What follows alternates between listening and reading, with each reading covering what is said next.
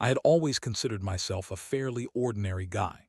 My name is Jake, and I lived a life full of routine and comfort with my wife, Lisa. We had been married for 5 years, and at first, everything seemed like a perfect blend of love, ambition, and shared dreams. Besides, I was an aspiring artist, and Lisa was supportive of my passion. She had a keen eye for art and was always keen to accompany me to gallery openings and art fairs. But as time went on, I noticed little things that began to unravel the fabric of our relationship. It was subtle at first. Lisa would come home late from her yoga classes, claiming she was stuck in traffic. Then, she started to take more trips to the gallery on her own, saying she wanted to learn more about the art scene. I brushed it off, convincing myself it was just her way of finding herself in the chaos of adulthood. But then, she began acting differently. There was an air of secrecy about her, a shift in her demeanor that I couldn't quite put my finger on. Little did I know, my gut instincts were right. The day I discovered Lisa's affair was ordinary, almost mundane. I had just finished a painting I had been working on for weeks and decided to surprise her with dinner. A candle-lit table, her favorite wine, and the aroma of her favorite pasta filled the apartment. I texted her to let her know I was cooking, and she responded with a vague, "I'll be home soon," which struck me as odd. When she finally arrived, I could see it on her face, the guilt, the hesitation, but I didn't want to jump to conclusions. As we sat down to eat, I tried to brush off the weirdness and focus on our conversation. That's when I noticed her phone buzzing on the table. It was a number I didn't recognize, but the name that popped up next made my stomach drop. It was Nate, my art dealer. My heart raced, but I kept my composure as I focused on her face, hoping for a sign that I was wrong. After dinner, I decided to investigate. I waited until she went to shower and I picked up her phone. I scrolled through her messages, and there it was, dozens of texts filled with flirty banter and explicit plans that confirmed my worst fears. They had been hiding this affair right in front of me, and my heart felt like it was being ripped apart. The shock turned into a fiery rage. I didn't know whether to scream, cry, or throw the phone against the wall. Instead, I decided to confront her. When Lisa emerged from the shower, she looked refreshed and blissfully unaware of the storm brewing. I asked her to sit down and I laid it all out. The texts, the late nights, everything. Her reaction was one I'll never forget. At first, she laughed it off, claiming I was being paranoid. Then when I showed her the texts, her laughter transformed into indignation. "It's not what you think, Jake," she shrieked, her voice dripping with venom. I was infuriated. I felt betrayed not just by her but by Nate, the one person I trusted in the art world. The excuses poured out of her. "It was just a flirtation, it doesn't mean anything," she said. But how could she even say that? The emotional toll of the betrayal hit hard, and I began to feel the weight of realization. This was not just a physical affair. It was an emotional betrayal, a rejection of everything we had built together. That night was a blur of anger and tears. I stormed out of our apartment, feeling lost and empty. I walked the streets of the city, trying to process what had just happened. I thought about all those dreams we had shared and the plans we made. I felt like a fool for trusting her so completely. Eventually, I made my way back home, and as I lay in bed staring at the ceiling, I knew I couldn't allow this betrayal to define me. The next few days were agonizing. I cycled through feelings of anger, betrayal, and pain. I felt like a ghost in my own life, lost in the whirlwind of emotions. I knew I had to make a decision about what to do next. Would I fight for our marriage, or was it time to cut my losses and move on? I spent hours pondering what had happened, and I started to formulate a plan, not just for revenge, but a way to reclaim my identity. I wanted to rise above the ashes of this betrayal. I had always been passionate about art, but now I felt a fierce determination to succeed in the industry that had once brought us together. I decided it was time to take the reins of my life and career, and that's when I resolved to become a successful art collector. Little did Lisa know, I was going to overshadow her and Nate in ways they never expected. That was just the beginning of my journey, and I was ready to dive in deeper. After the confrontation, I knew I had to focus on myself. I had been so wrapped up in Lisa's world and our collective dreams that I had lost sight of my own identity. I'd always dabbled in painting, but I hadn't put the effort into it that I knew I could. It was time to change that. I went back to the drawing board, literally.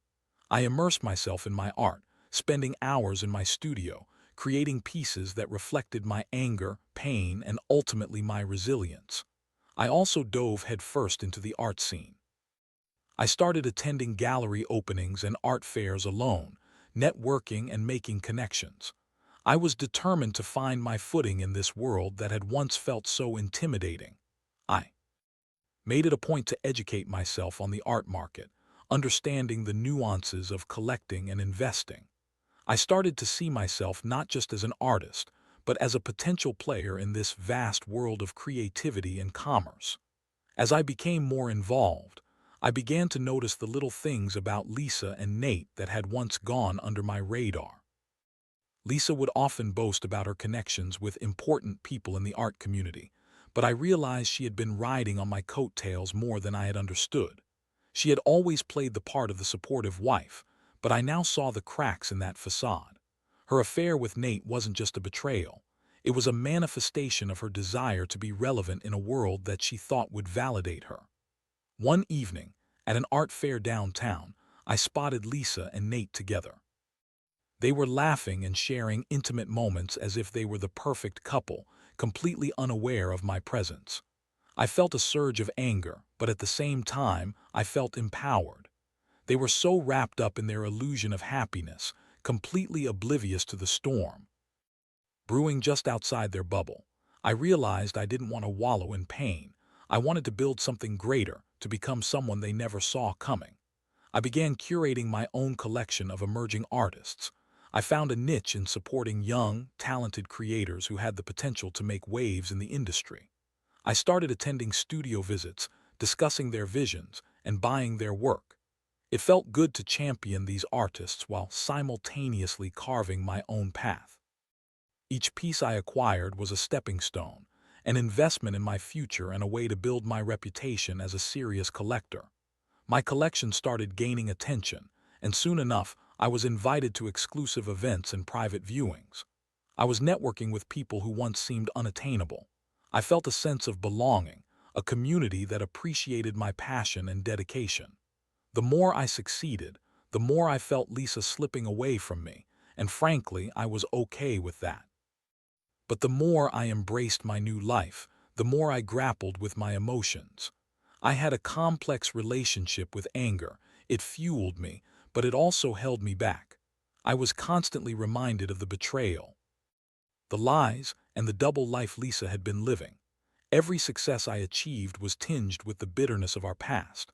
I felt like a phoenix rising from the ashes, but I was still surrounded by the remnants of my previous life. One day, while I was attending a private showing for a new artist I admired, I found myself chatting with an experienced collector named Mark. He was an older gentleman with a wealth of knowledge, and I couldn't help but feel like a sponge soaking up every word. We talked about the market, his experiences, and the importance of supporting artists rather than just viewing them as commodities. It was refreshing to have a conversation with someone who understood the art world so deeply. During our conversation, Mark mentioned how important it was to distinguish oneself in such a competitive landscape. You want to build a name, Jake. Don't just collect. Be the story that people want to tell, he said. The words resonated with me. I didn't want to just be another name in the crowd. I wanted to stand out and create a legacy that would make even Lisa and Nate stop and take notice. With newfound clarity, I decided I would not only collect art, but also start hosting my own events to showcase emerging artists. I wanted to create a platform where their work could be seen and appreciated, and in turn, I would be positioning myself as a significant player in the art world.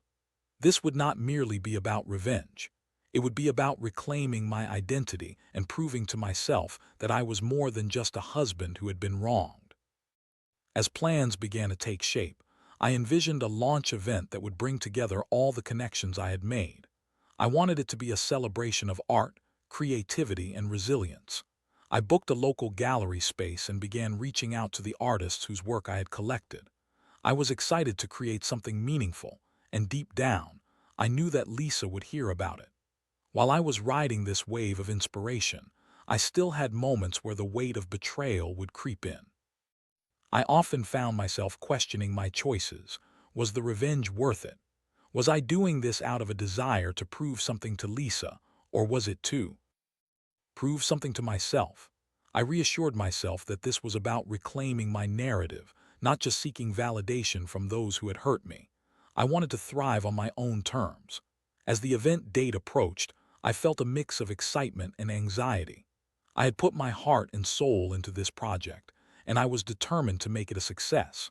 But I also knew that Lisa and Nate would eventually hear about it, and I was ready for their reaction.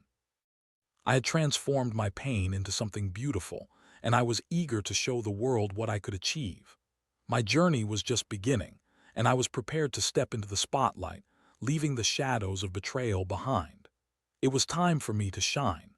The day of the launch event arrived, and I could hardly contain my excitement. I spent the morning setting up the gallery, meticulously arranging the artworks I had collected and ensuring everything was in place. Each piece held a story, a part of my journey, and I wanted to share that with everyone who walked through the door.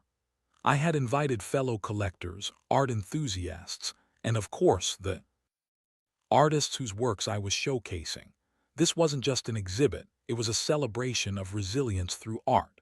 As the clock ticked toward the opening hour, a wave of nerves washed over me. I was acutely aware that Lisa and Nate might show up, and the thought of facing them filled me with a mixture of dread and anticipation. I steeled myself, reminding myself that this was my moment. I had worked hard to get here, and I wouldn't let them steal my thunder. When the doors finally opened, a steady stream of guests began to arrive. The gallery buzzed with excitement and chatter, and I felt a sense of purpose as I mingled with the crowd. I introduced myself to collectors, shared stories about the artists, and discussed the works on display. I could see the admiration in their eyes, and it fueled my determination to make this a night to remember. Then, just as I was discussing a piece with a potential buyer, I caught a glimpse of Lisa and Nate entering the gallery. My heart raced, but I quickly composed myself, focusing on the conversation at hand. I could see Lisa looking around, searching for me. When our eyes finally met, I felt a jolt of emotion, but I refused to let it show. I was not going to let her presence overshadow my moment. As the night progressed, I noticed Lisa trying to engage with some of the guests, attempting to play the part of the supportive partner, but I could see through the facade. She was clearly uncomfortable, and it seemed like she was struggling to fit in. Her attempts to network felt forced, and I couldn't help but feel a sense of satisfaction. She had been so wrapped up in her affair and her own insecurities that she didn't realize how much I had grown and transformed. As I made my way through the gallery, I overheard snippets of conversations. People were genuinely impressed by the collection and the talent of the artists I had chosen to showcase. I felt a swell of pride. This was a culmination of not just my hard work, but also a testament to my ability to rise above the betrayal. I was carving out my space in the art world, and it felt incredible. Eventually, I found myself standing near the entrance, where Lisa and Nate were. Deep in conversation with another guest, I could hear snippets of their discussion, and Lisa was trying to downplay my achievements. "Oh, Jake, he's just a hobbyist. I mean, he's been painting forever but hasn't really made a name for himself," she said with a dismissive wave of her hand. It was as if a switch flipped inside me. I had spent too long being sidelined in my own life, and I wasn't about to let her undermine my achievements. I took a deep breath and approached them, a confident smile plastered on my face. "Actually, Lisa, I'm quite proud of what I've accomplished tonight," I said, my tone light yet firm. "This is my first exhibition as a collector, and I'm thrilled to be showcasing such talented artists." Lisa's expression shifted from disbelief to irritation as she tried to regain her composure. "That's nice, Jake. But remember, it's a big world out there," she replied, attempting to dismiss me. But I could see the cracks in her confidence. She was no longer the star of the show, I was. I turned my attention to Nate, who stood awkwardly by, likely feeling the weight of the tension. "I hope you're enjoying the exhibition, Nate," I said, maintaining my composure despite the bitterness bubbling under the surface. "I know you've been involved in the art scene for some time." Nate nodded but looked uncomfortable, caught off guard by my sudden presence. I could see him struggling to navigate the situation, realizing that I had become a force to be reckoned with in the very world he once thought he could dominate alongside Lisa. The tables had turned, and I reveled in that realization. As the night continued, I could see Lisa's irritation growing. She flitted from guest to guest, her forced smiles growing more strained. Eventually, she cornered me in the back of the gallery, her expression a mix of anger and desperation. "Why are you doing this, Jake?" she hissed, her voice low. "You're just trying to show off because you're mad at me. This isn't about the art, it's about revenge." I met her gaze, unwavering. "This is about me, Lisa. This is about reclaiming my life and my identity. If you thought I'd fold and let you and Nate steal the spotlight, you were sorely mistaken." My words hung in the air between us, heavy with unspoken truths. Her eyes narrowed, and for a moment I could see a flicker of fear in her expression. This wasn't just about an affair anymore. It was about power, and she was losing control. I could almost see the gears turning in her mind as she processed the implications of what was unfolding. Before she could respond, I walked away, rejoining the crowd. I was determined to enjoy the evening, to bask in the success I had worked so hard to achieve. As I moved through the gallery, I felt buoyed by the energy of the guests, the artists, and the art itself. Each conversation strengthened my resolve. I was building a new life, one that didn't revolve around the betrayal of my past. As the night wore on, I realized this wasn't just a showcase of art, it was a showcase of my transformation. I had stepped into a new role, one that held potential and promise. I was reclaiming the narrative of my life, and Lisa and Nate were now just footnotes in a much larger story, a story of resilience, creativity, and triumph. The exhibition was a success, drawing interest and admiration. As the guests began to depart, I received compliments and inquiries about future exhibitions. I felt a sense of accomplishment that I hadn't experienced in years. I was no longer the shadow of my former self. I was alive, vibrant, and ready to embrace the future. But as I stood in the gallery, soaking in the remnants of the night, I couldn't help but wonder how Lisa and Nate would react to my newfound success in the days to come. I was ready to embrace whatever came next, armed with the knowledge that I had taken control of my life and my destiny. The past would no longer define me. I was ready to write my own story. After the launch event, I felt invincible. The exhibition had been a resounding success, and for the first time in a long time, I was excited about the future. The compliments I received from guests and artists alike fueled my ambition. Slowly, I was transforming my identity from the wronged husband to a respected figure in the art world. I knew I had a long way to go, but I was determined to build upon this momentum. In the days following the exhibition, I found myself caught up in a whirlwind of opportunities. I started receiving emails from art collectors who were eager to partner with me on future exhibitions.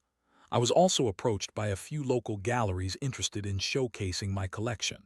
It was overwhelming, but in the best way possible. I felt like the phoenix I had envisioned rising from the ashes. But amid the chaos of newfound success, I had to confront the reality of my personal life. Lisa had become more desperate in her attempts to reconnect with me. She would call and text, trying to engage me in conversations that felt increasingly forced. It was clear she wanted to explain herself, to make excuses for her actions. But I had moved past the need for closure with her. I wasn't looking to salvage a relationship that had been built on lies and betrayal. One evening, after a long day of meetings and planning for my upcoming exhibitions, I received a call from her. "Jake, can we talk? I really need to see you," she said, her voice laced with urgency. I could hear a hint of desperation, the kind that made my heart race. For the wrong reasons, I hesitated but ultimately agreed to meet her at a cafe downtown. When I arrived, I noticed how different Lisa looked. She had always been beautiful, but now there was a weariness etched into her features. As I took a seat across from her, I could see the tension in her posture. She was trying to project confidence, but all I could sense was vulnerability. "Thanks for meeting me," she said, her voice softer than usual. "I wanted to talk about the exhibition. I've seen the buzz about it and I'm really impressed, Jake." "Thanks," I replied, keeping my tone neutral. It was a lot of hard work and I'm proud of what I accomplished. It felt surreal to be sitting across from her discussing my success when all I could think about was the betrayal that had brought us to this point. "I know things have been rough between us," she continued, her eyes searching mine for understanding. "I've made some terrible mistakes, but I want to fix things. I miss you, Jake. We can make this work." Her words were like a dagger. How could she possibly think that I would want to go back to the way things were? I had spent months rebuilding my life, and the thought of returning to her felt suffocating. "Lisa, I don't think we can go back. What happened between us has changed everything," I said firmly. "I know, but I'm willing to do whatever it takes. I never meant to hurt you," she pleaded. It was a mistake. I was lost and I thought I could find my way again. But I realize now that I need you." I stared at her, feeling a mix of sadness and frustration. "You had a choice, Lisa. You chose to betray my trust. You chose Nate over us," I replied, my voice steady. There was no way I would let her manipulate me into believing her pleas. "You can't just erase what you did with words." "I know, and I'm so sorry," she said, tears glistening in her eyes. "I should have never let it go that far. I let my insecurities get the best of me. But now I'm ready to be the partner you deserve." Her words felt hollow, and I could shake the feeling that she was only saying what she thought I wanted to hear. "I've moved on, Lisa," I stated bluntly. "I'm building a life for myself and I'm actually happy. I don't want to go back to the pain and the lies." For a moment, we sat in silence, the weight of reality settling heavily between us. I could see a mixture of regret and anger flash across her face, but I didn't back down. I had worked too hard to reclaim my life to let her back in. "You need to understand that I'm not the same person I was before," I added.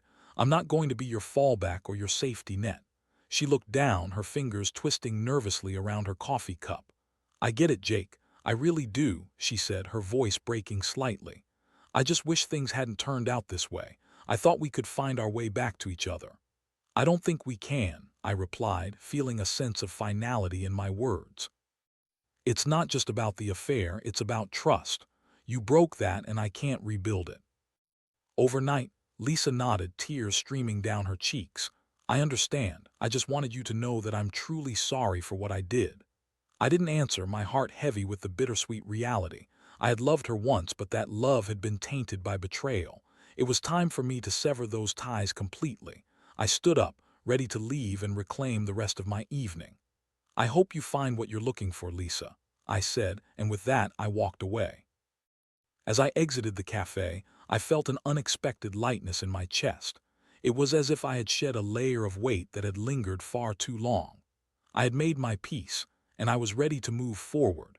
Every painful step I had taken in the past few months had prepared me for this moment of clarity. In the following weeks, I continued to focus on my art and my collection. Lisa had tried to reach out a couple more times, but I ignored her calls and texts. I knew it was time to cut the cord completely. I was no longer interested in the drama that had once consumed me. I had a life to build and dreams to fulfill. The art community was beginning to take notice of my work and my collection. I was approached to participate in a joint exhibition with other emerging collectors, and I felt a sense of belonging that I hadn't experienced in years. It felt like I was finally stepping into my own light, but with success came the reality of my past. Lisa and Nate were still present in my mind, reminders of what I had endured. I would occasionally hear whispers about them in the art community, people speculating about their relationship, their future, and whether they would ever recover from the fallout of their affair. I knew that they were struggling, but that didn't concern me anymore. I had moved on, and I refused to let their narrative impact mine. It was exhilarating to embrace my identity as a collector and advocate for artists. I was no longer defined by my marriage or my past failures. I was crafting my own story, and I was determined to make it a meaningful one. I had learned that resilience was born from heartbreak, and I was ready to embrace every moment of my journey forward.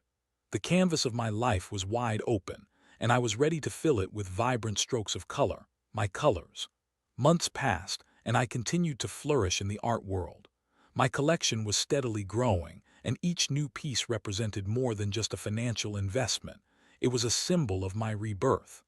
I was becoming known for my keen eye and passion for emerging artists, and I reveled in that recognition. The relationships I had built were genuine and rooted in a shared love for art. I had finally found my footing and it felt fantastic. But then out of the blue, I received an unexpected message from Lisa. It was a simple text, but it sent a pang of apprehension through me. "Can we meet? I think we need to talk." I stared at the screen, contemplating my response. Part of me wanted to ignore it, to continue on with my life without her interference. But another part, a curious part, wondered what she could possibly want after all this time. After a long internal debate, I decided to meet her. I wanted to hear what she had to say, if only to put an end to her attempts at reaching out once and for all.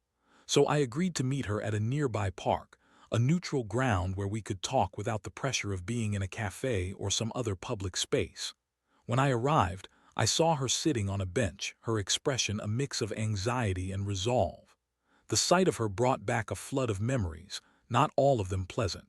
As I approached, I noticed that she had changed. Gone was the confident woman I had once known. Instead, she appeared vulnerable, almost fragile. Yet I remained cautious, aware that this wasn't just a simple conversation. "Thanks for coming," she said quietly as I sat down across from her. The tension in the air was palpable, and I could feel my heart rate quicken as I prepared for whatever was to come. "I'm here," I replied, keeping my tone neutral. "What do you want to talk about?" "I've been doing a lot of thinking," she began, her eyes downcast. "About us, about everything that happened." She took a deep breath as if bracing herself for the impact of her words. "I've realized how wrong I was. I never appreciated what we had, and I took you for granted. I've been trying to figure out how I can make things right." I raised an eyebrow. "Make things right? You mean after everything that happened? You really think you can just apologize and we can go back to the way things were?" I felt anger bubbling beneath the surface. "No," she exclaimed, her voice rising defensively. "I don't want to go back to how things were. I just want you to know that I've been working on myself. I went to therapy, and I'm trying to understand why I made such terrible choices." I remained silent, letting her words hang in the air. I had heard about people seeking therapy after betrayal, but I wasn't convinced that it would change anything between us. "That's great, Lisa, but self-improvement doesn't erase the past. You hurt me deeply, and I can't just forget that." "I know what I did was unforgivable," she said, her voice trembling. "But I genuinely want to make amends, if not for us, then at least for my own peace of mind. I've come to realize how much I lost when I chose to cheat." Her vulnerability was stirring something inside me, but I quickly buried it beneath layers of anger and hurt. "And what do you want from me? Forgiveness? Closure?" I asked, trying to maintain my resolve. "I don't know, Jake. I just want you to understand that I'm not the same person I was. I want to support you, to be part of your life again, even if it's just as a friend," she replied, her eyes pleading. "I miss our connection. I miss having you in my life." I considered her words carefully. I had built a new life, one where I was thriving and creating a name for myself. But the thought of allowing her back into my world felt dangerous. "You need to understand, Lisa, that I have moved on. I'm happy now, and I don't want to bring back any of that negativity into my life." She nodded, tears glistening in her eyes. "I get that, I truly do, but I had to try. I couldn't live with myself, knowing I hadn't at least attempted to reach out." I sighed, torn between the empathy I felt for her and the anger that still simmered beneath the surface. "This isn't easy for me either, Lisa, but I can't pretend that the past didn't happen. You made a choice that hurt me deeply, and it takes time to heal from that. I understand.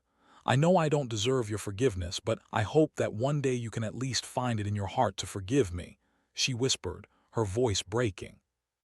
As I looked into Lisa's eyes, I saw a glimpse of the woman I once loved, a woman who had become lost but was now desperately trying to find her way back. I could empathize with her struggle, but I also knew that my journey was about so much more than her redemption. I had built a life for myself that was vibrant and full of promise, and I refused to let the shadows of our past weigh me down.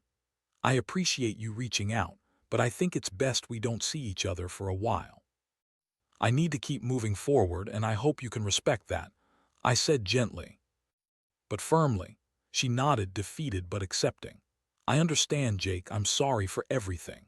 With that, we parted ways. As I walked away, I felt a mix of sadness and relief. I had finally confronted the past, and I was ready to leave it behind. I knew that Lisa's attempts to reconnect would always be a part of my story, but they would no longer define me. I had taken control of my narrative, and I was determined to forge ahead with my life. In the weeks that followed, I focused on my work and continued to build my presence in the art community. I was featured in a few local publications, and the buzz around my exhibitions grew.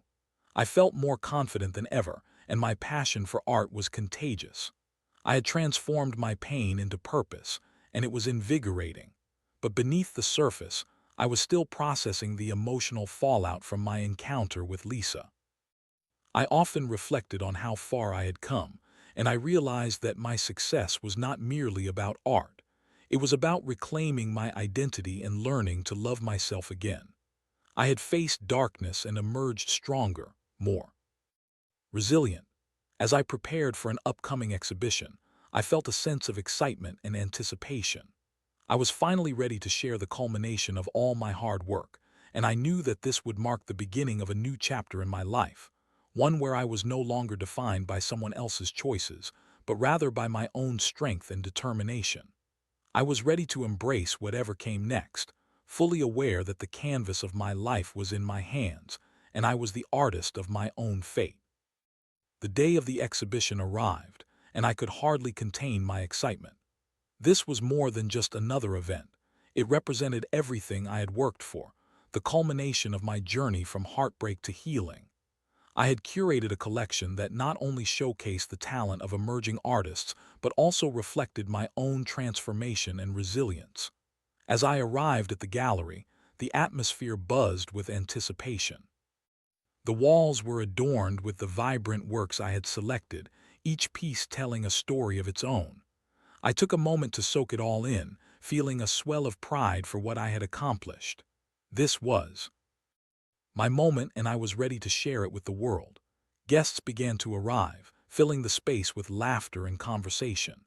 I greeted fellow collectors, art enthusiasts, and friends with enthusiasm, excited to introduce them to the artists whose work I was showcasing. Each interaction felt genuine, and I was reminded of how far I had come since that painful night of betrayal. I was no longer the man haunted by his past. I was a force in the art world, and I was proud of it. As the crowd mingled, I took a moment to reflect on the past year. It had been filled with challenges, but also growth and self-discovery. I had learned that resilience is not just about bouncing back. It's about rising stronger and embracing the lessons learned along the way. My heart had healed, and I was ready to embrace the future with open arms. Then, as I was speaking with a group of guests, I caught sight of someone familiar entering the gallery. It was Lisa, and my heart sank. She looked different, more polished, more put together, but I could see the uncertainty in her eyes. For a moment, we locked eyes, and a wave of emotions washed over me. Memories of our past flashed through my mind, but I quickly shook them off. I was determined not to let her presence affect my moment. I watched her as she moved through the gallery, taking in the art and engaging with other guests. I could see her trying to blend in, but I also noticed how she kept glancing in my direction. There was a time when the sight of her would have sent me spiraling, but now I felt a sense of control. I had built a life without her, and I was ready to embrace it. As the evening progressed, I noticed Lisa making her way toward me. I felt a knot tighten in my stomach, but I stood firm, ready to face whatever she had to say. When she finally reached me, she wore a hesitant smile. "Jake," she said softly, "this is incredible. I'm really happy for you." "Thanks, Lisa," I replied, keeping my tone neutral. "It's been a lot of hard work, but it's worth it." "I can see that," she said, her eyes scanning the room, taking in the vibrant energy of the exhibition. "You've really found your place in this world, and I admire that. You've done an amazing job." "Thank you," I said, trying to remain polite. "I'm proud of what I've built." I felt a surge of confidence as I spoke. I wanted her to know that I was thriving, no longer the man she had once known. "I've been working on myself too," Lisa continued, her tone earnest. I've been in therapy trying to understand my mistakes and why I let everything get out of hand.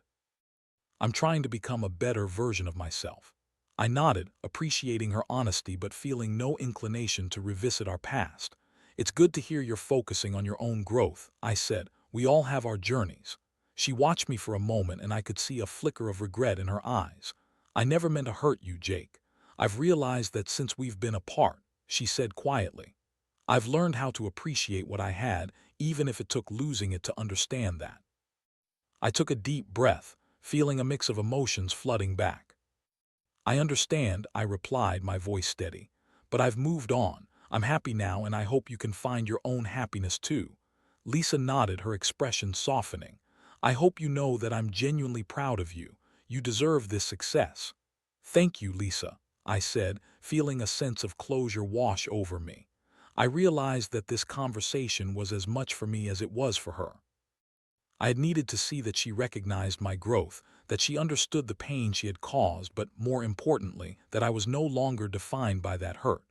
As we spoke, I felt the weight of the past lifting off my shoulders. I had faced Lisa, confronted my demons, and emerged stronger. I was ready to embrace the future without the baggage of our past weighing me down. With that, I took a step back, allowing her to engage with the other guests. I knew this was my moment to shine, and I wanted to fully immerse myself in the celebration of my achievements. I spent the rest of the evening mingling, discussing art, and connecting with others who shared my passion. As the night came to a close, I looked around the gallery, filled with laughter and creative energy. This was my life now, vibrant and full of promise. I had built a community of support around me, and I felt a deep sense of belonging. I walked outside into the cool night air, taking a moment to reflect on everything I had experienced. I had turned my pain into purpose, and I was proud of the man I had become.